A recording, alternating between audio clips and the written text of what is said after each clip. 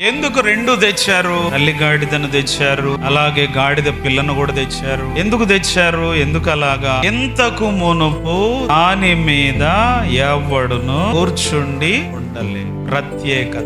ఇంతకు మునుపు ఎన్నడూ దాని మీద ఎవ్వరూ కూర్చోలేదు గనక దాని మీద ఎక్కి తోలేటప్పుడు అది మాట వినదు. అందుకని తల్లి గాడిదను కూడా దాని ప్రక్కనే నడిపిస్తా వస్తుంటే ఆ చిన్న గాడిద సాత్వికముతో చక్కగా లోబడి నడుస్తా వచ్చిందంట. అందుకనే కట్టివేయబడిన గాడిదను గాడిద పిల్లను అని రెండు రాసుంటాయి. ఆయన ఏర్పాటు ఆలోచన, ఆయన విధానాన్ని చూస్తే ఇంతకు మునుపు ఎవ్వరూ ఎక్కనిది, ఇంతకు మునుపు ఎవ్వరూ కూర్చుండనిది కోరుకున్నారు. అలాగే ఇంతకు మునుపు ఎవ్వరును వంచని క్రొత్త సమాధిలో పెట్టబడ్డారు. ఆయన జన్మ కూడా ప్రత్యేకతను కలిగి ఉన్నది. ఆయన కూర్చున్న గాడిద కూడా ఆయన కూర్చుండుటను బట్టి ప్రత్యేకతను కలిగి ఉన్నది. ఆయనను ఉంచిన సమాధి కూడా ప్రత్యేకతను కలిగి ఉన్నది.